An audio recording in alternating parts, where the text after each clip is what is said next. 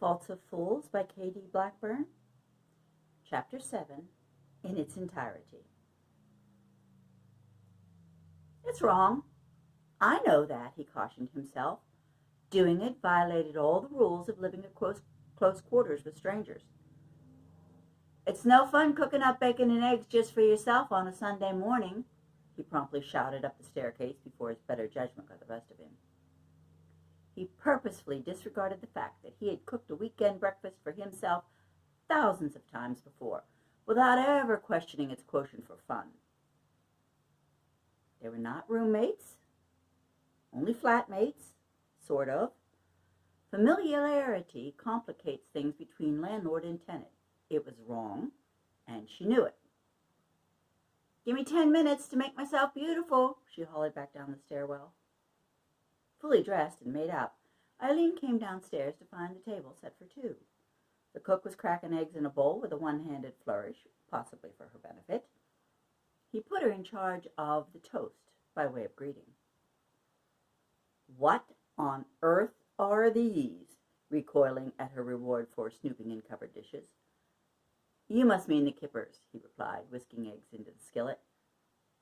"Kippers," she repeated. Eileen replaced the lid on the small dish with care. "I always wondered what those British folks on Masterpiece Theatre were going to eat when the butler sniffed. 'Kippers on the sideboard, my lady.'" She buttered toast, poured coffee, watched him place a couple of the little things on his plate next to the scrambled eggs. "You eat these often?" Gastronomic bravery was one of the harder skills she had to learn abroad. It was still not easy for her to eat unknown substances, even if the person next to her was going at it like a trencherman. "Where do you get them? A specialty store?" She slid one onto her plate for closer inspection. It looked like a little dead fish, all right. Pumping up her courage, she poked the kipper with a fork to make sure it wasn't going to swim to the other side of the plate. Thaddeus found the whole thing quite amusing. Elena's treasure trove of curious foods had paid off, as usual. "Aladdin's cave. I'll show it to you sometime," he said as the kipper went down the hatch. Since he seemed to be enjoying it, she gingerly followed suit. "Not bad. There you go." The business of eating breakfast quieted their conversation for a while, until he asked what she had been up to over the past week. "Hunting a teaching job. Substituting is about all I can get for a while, and then not right away. Lots of red tape. And I've started a class in assertiveness training." "You," he laughed out loud. "You're one of the gutsiest women I know. Sorry to tell you this, but most of the Pittsburgh city schools don't actually need Attila the Hun to keep the little savages under control in class. Have you thought about applying for a hall or lunchroom monitor? The Terminator applied for that job last week, but our school principal thought maybe he lacked resolve." He noticed she wasn't laughing with him. "I am so stupid," he thought. "Other people's kids I can't handle. It's my own that's killing me. Kimberly can be demanding when she wants your attention." Her face grew pink, and she blinked several times in a row. A sip of coffee covered the moment, and it took for her to regain her composure. Thaddeus said. It seemed a safe enough comment, and he couldn't think of anything else anyway. Wasn't such a bad way of commiseration, he considered further, especially from being one who well knew how it felt to have a relative who wanted you to dance to her tune. If it had offended her, she let it pass, he noticed. "I want to be there for her." The intensity of her wish was clear. "I think it's important. Lots of people nowadays disagree that a woman's emotions sometimes are a little out of kilter right after she has a baby, but I believe it. I know I had a case of the blues when she was born." An assertive quality in her voice had carried the beginning of her statement, but it was dwindling fast. "It's just that, I don't know," she sighed. "Sometimes Kimberly can get a bit overwhelming." Nothing in the repertoire to say but, once again. Stupid reply to a valid feeling, he told himself. Anyway, Assertiveness training has paid off already with her. Now I know that I can be there for her, but I don't have to surrender myself to it. She beamed at him while thinking, what a liar I am. Good, Thaddeus exclaimed in support. Oh God, I have actually replied to a bona fide emotional statement with, good, he realized. He gave himself another set of mental whacks over the head.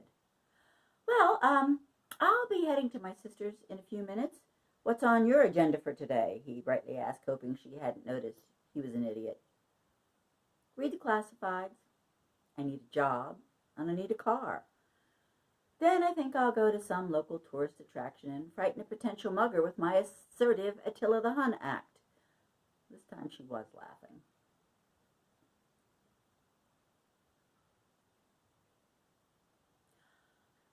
So you'll help me get the contract, the electrical contractor said. The words had come out in the polite form of a question, the kind people use to ask for something they're sure of getting. Like asking the barmaid for a beer. It's why you're here.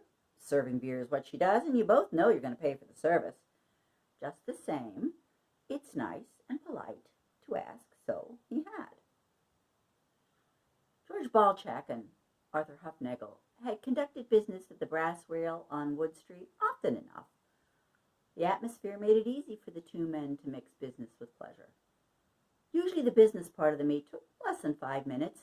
The rest of the time was spent in friendly chit-chat, dawdling over a beer. Selling booze was a quiet job on a Sunday afternoon. One bartender, one barmaid, no need to hustle. A few day drinkers sat at the bar, and a couple of tables had people set at them, but no one was within earshot. The sole proprietor of Balchak Electric had fulfilled a number of city contracts in the past, and he was aiming to sign on for a bigger one. The job in question was worth about $1.5 million to a company that won it. It was also way over the usual amount the small contractor bid on. He'd need to hire more men, invest in more equipment, and narrow his scope for the duration of the work. The 52-year-old contractor with 2 girls in college had spent the last week figuring his bid. Profit against risk, growth against security.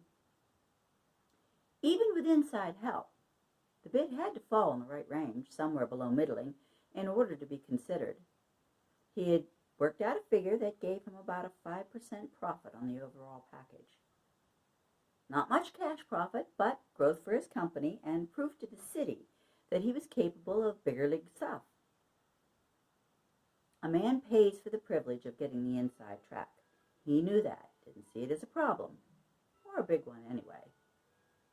Giving gifts was routine, rarely more than $1,000 out of pocket, simply the cost of doing business. This contract was a little different. Stakes were higher.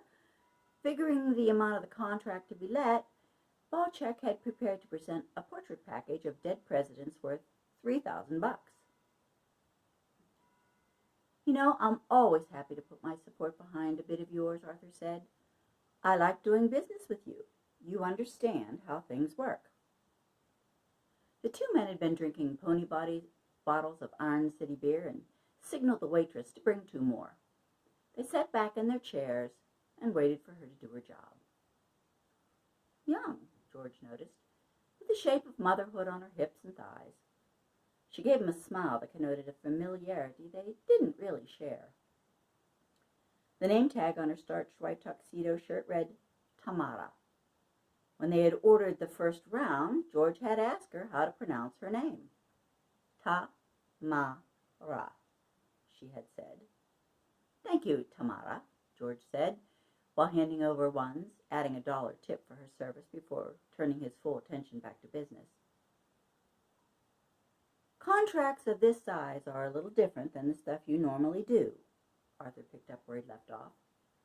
He eyed the barmaids retreating back, rather than looking at the man who was paying for his drink. My involvement in the awards process is handled more delicately. It takes a bit of finesse, if you will. George had the cash in his jacket pocket. His hand was on his way to patting it in order to show Arthur that he'd come prepared.